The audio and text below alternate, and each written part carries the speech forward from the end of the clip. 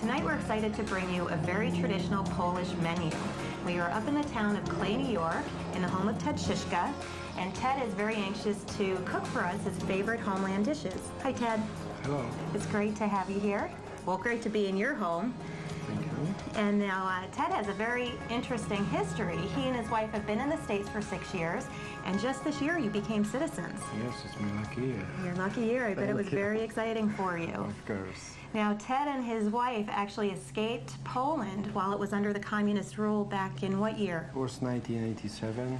We left Poland and I was 2 years in Greece. It was Wow. a very great time over there. I bet. Now So you escaped Poland, got to Greece, and then you were holding there waiting for a visa to for come visa, here. and now I'm here. Well, it's great to have you here. Thank you. And it's great to be learning firsthand all about authentic Polish food. Now, what's on the menu tonight, Ted? It's Bigos, very traditional.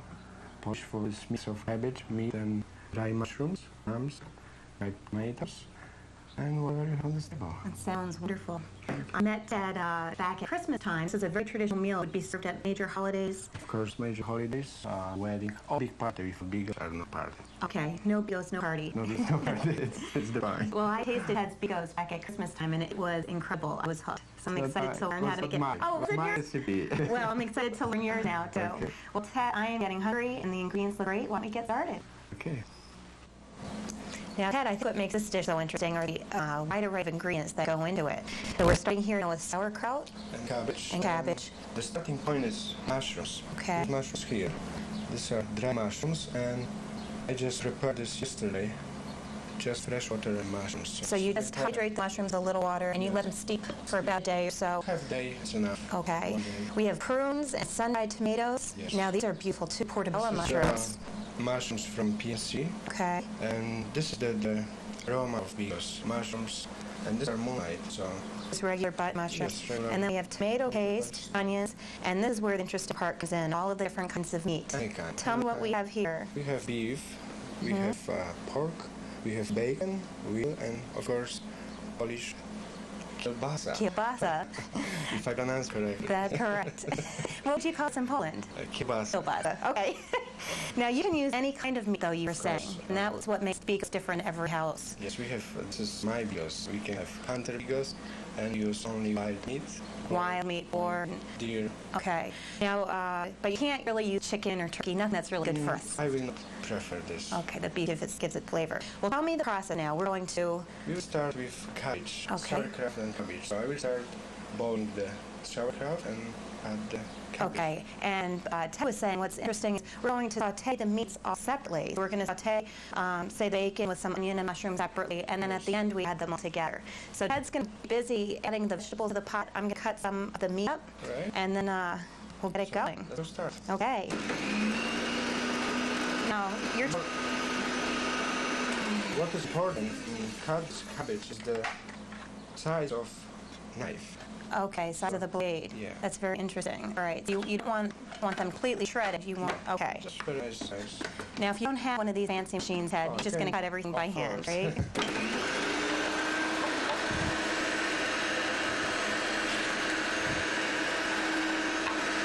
And is there a side on the chopping the meat that is better?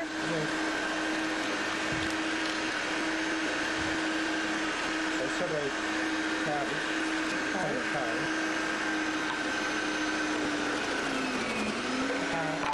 See, this is what this looks like here.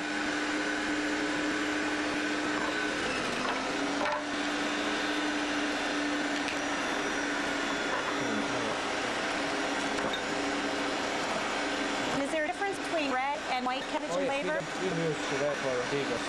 And don't forget to add this center bar. That's a hard core in the center. Okay.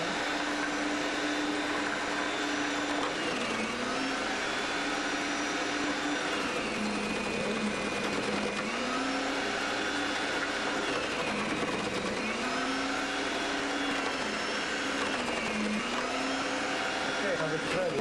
And that's going to go in the pot. Yes. That was easy. Just going to throw that in one pot, and then we'll do the sauerkraut in a separate pot. Is that right, Ted? Yep. Okay. And then once that gets going, we're going to meet you back at the stove and add all the beef into the separate pots. And I think we're just going to cube it.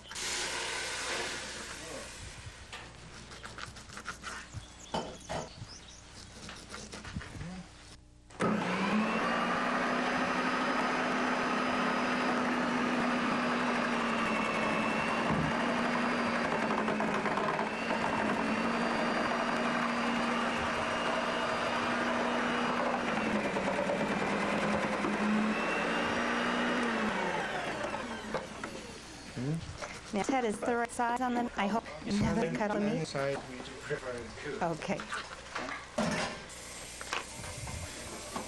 That was the pork, and here we have veal. This romantic Victorian setting at Jacqueline's Inn is perfect for every occasion.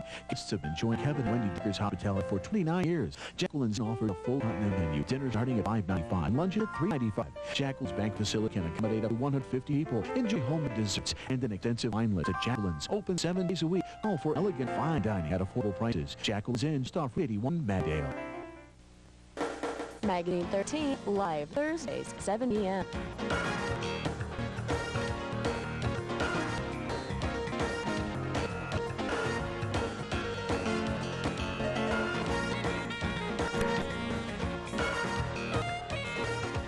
Magazine 13, for the way you live.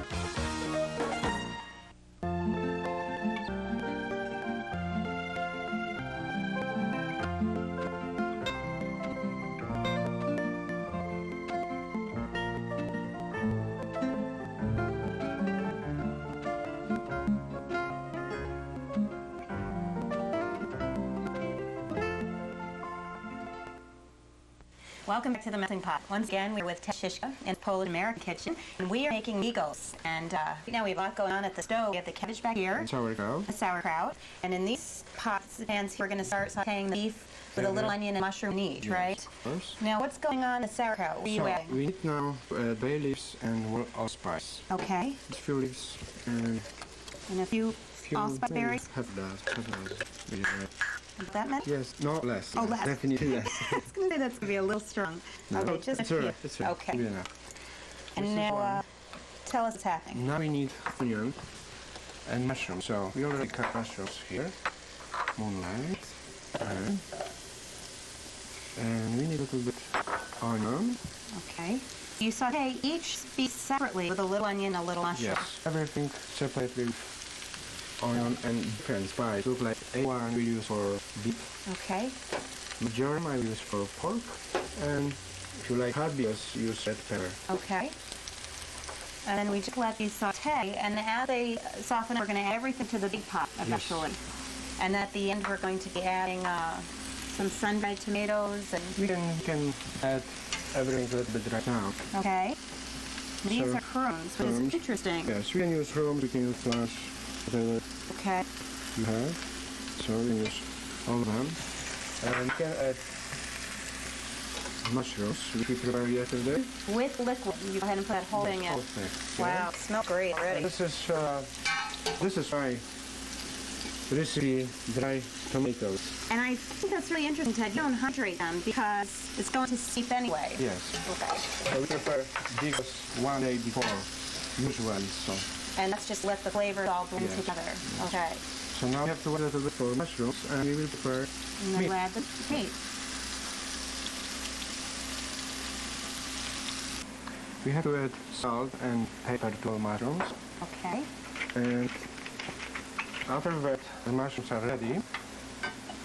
And first, after boiling separately cabbage and sauerkraut, we can add them together in one main pot. Into one pot. Okay. So let's go this right now. Okay. Make this. Okay, we add sauerkraut together with cabbage. And now mushrooms are going to go into the big pot. Yes. From this point, we keep only one big pot for everything. Ted, this smells so good already. Oh. Love this. These are only moonlight mushrooms. Okay. These mushrooms are a little different, but we are united there, so we don't have them. Now? So now we can start to prepare our meat. Okay. And again, we're going to do this all separately. Yes, I need just a little bit oil. Okay. And Ted's using a little bit of vegetable oil in each pan. Just don't want to burn anything, so just a little bit. Okay. And now it's time for meat. This is That's the veal. veal. And this is pork. And Ted was just explaining to me, you don't have to cook everything separately. That's your way of doing it. But if you only have one pot at home, you can just do everything in one pot. Yeah. Okay. Just a little bit, and for me it's good to prepare, everyone has a different way to prepare beef, pork, and I just use A1 for beef, and Okay. this is my favorite for horse, marjoram. Marjoram, okay. So And that's in the I oregano still family. do It that. has very distinct And flavor. once again, don't forget about salt and pepper. Salt and pepper, very important. All right, well now these are going to simmer for about 30-45 minutes each. Maybe less. Just you see the sign, gold color. Then it's good enough. Then it's going to steep in the pot. All right, well, we're going to let that simmer. And if you'd like a copy of Ted's recipes, send us off a just stand envelope to the melting pot, P.O. Box 4791, Syracuse, New York, 13221. And when you write to us, please specify you would like the recipes for show number 995. We're going to let this simmer, and we're going to move on to Galantine of chicken. All right. Well, our Bigos have been simmering, and it smells wonderful. Thank you. The one thing we forgot to tell you, though, is the tomato paste. And this is a very important ingredient. Yes. And you add it right at the end when the Bigos is just about ready, otherwise it's going to burn. And Ted is going to stir it up a little bit. You keep stirring it, and then your Bigos is ready to serve. It smells great. And we're going to move on to another dish called chicken galantine, or galantine of chicken. This is also a very traditional French preparation, and I actually learned this in cooking school. And it can be difficult, but Ted's going to show you how easy. It's everyone has different way to separate skin from meat, but don't be afraid. Just don't be afraid. And the easy way is start for this part and just put the hand between skin and meat. And after that, cut around the wings. And the point of this is we're trying to keep the chicken skin all in one piece. Of course, Because yes. then we're going to take the meat off of the chicken, mix it with some spices, put it back on the skin, roll it up, put it in a pan, bake it, and ship it. So course. that's the main idea. And So now I have to separate skin from the legs. This is Okay. kind of tricky part. so you just cut it where you Cut need to. around. And you also mentioned you want to buy a very large chicken. Yes, this is, to be honest, this is roaster because I need a few pounds. This is 7 pounds. 7 Oh, pounds, 7 wow. pounds, it's small turkey. And what we need, just big skin. And to make this easy, I will separate it now. Usually I am looking for weak part of the skin. I see. So right now, I will just cut between leg and wing. Okay. Don't be afraid, you can cut meat and just go around and separate everything. The hard part is the top of the chicken.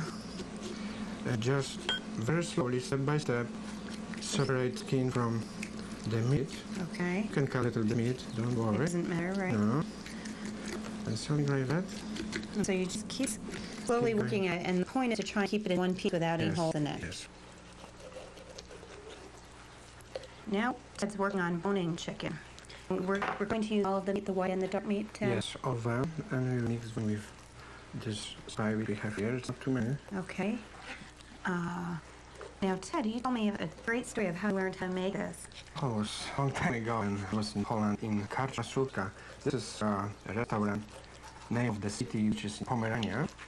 And this restaurant, just first time sold the Galantine. And in one moment, I called the manager. I have in mind to ask her about the recipe.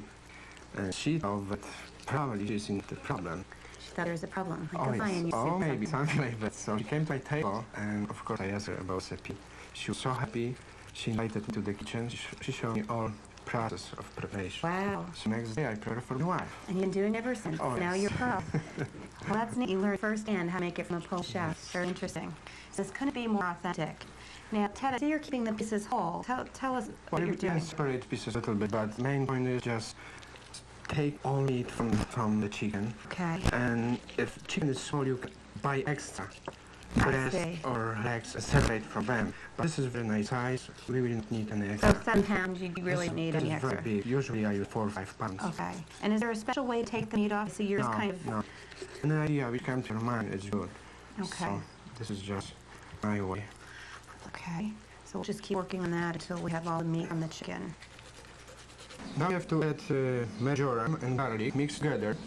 I usually add about 1 clove per pound 1 clove per pound, okay. and about half of the pound, so you have 6 teaspoons of 3 marjoram. teaspoons, okay. And that's really your own flavor, and that is salt, pepper. Yeah, and we have to salt too. Of course. So about 2-3 spoons, depends of size. For this size, I will look at 2.5. Okay. And that really gives it the flavor. So unless you don't, And unless you're not able to use the salt, you should go ahead I and use it. mixed a little bit, right? Okay. kind of make a paste out of, Yeah, Ted? something. Italian pasta. Okay. Okay, and after we can add this to the meat. Wow. And mix this a little bit. Use your hand. So the pieces don't really have to be cut into chunks or anything. It's Big just... pieces we can separate a little bit Okay. on half, but this is the point now. You can go to the skin and just put. Very interesting. Anyway, it's good. So, just we have to form kind of black, right? Very interesting. So there's... Okay. Now you're just gonna roll. Roll this. First side. You have some hole. You have to cover Patch it a little. Yeah. Okay. So this is the way. You have to form kind of nice black. Okay. And just take easy. Put here and once again. Just make sure it's all patched Yeah. up. Really cover.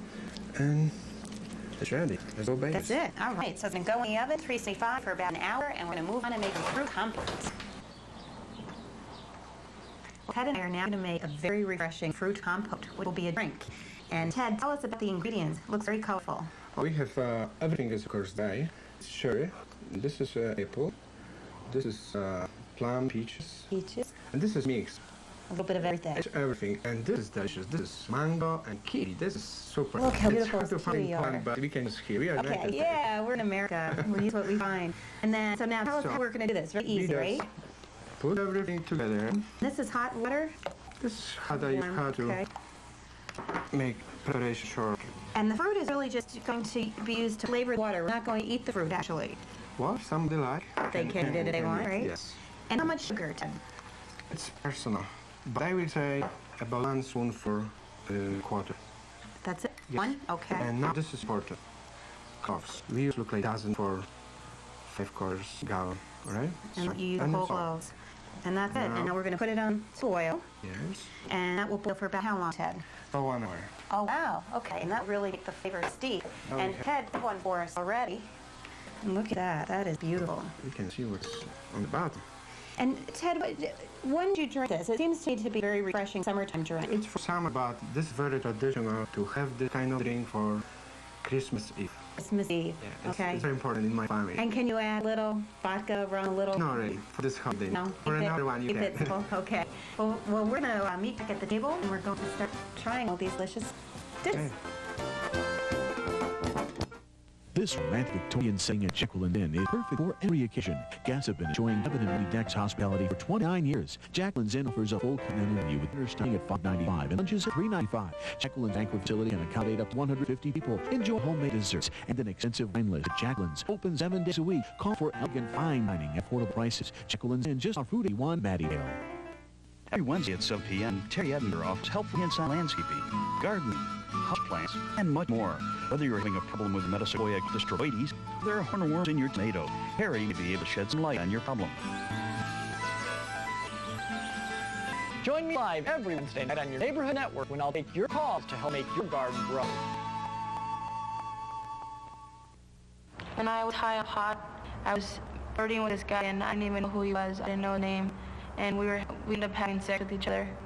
And I felt like, why am I doing this to myself and what's going on with me? I felt very ashamed and I felt embarrassed and I felt dirty.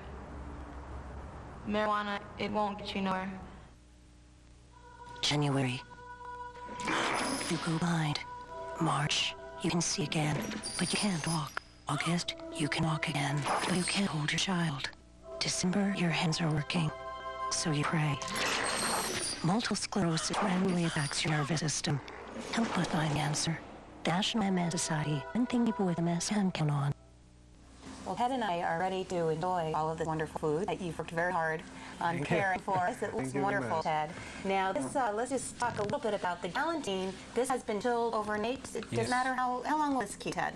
Well, you can keep a few days. Okay. But the main point is serve hot. Serve cold. But opposite, Bigos, serve hot. Always serve hot. Yes. And what's interesting about the Bigos, Ted was saying that you can actually prepare 3 or 4 days in advance. And you take it Sure. out every day, Yes. put it in the stove, heat up a little bit Yes. every day, and then the 3rd or 4th day is really when it has the best flavor. Is that right? Yes, you have the better aroma after 3 days. Well, it sounds great. And we're going to end with a little toast with our compost. Yes, of course. And now, Ted, is what traditional at your meals as well? Yes, usually creative, the kind of food, and it's fresh bread. It's not oil. It's fine. Anything to bread. Oh, it smells wonderful. Very refreshing. A little bit sweet. Okay. And what would be a toast? Nasrogi in Polish. Nasrogi? Correct. What does it mean? For your health. For your health. Thanks for coming and joining us this week, and we'll see you again next week. Another edition of the Melting Pot.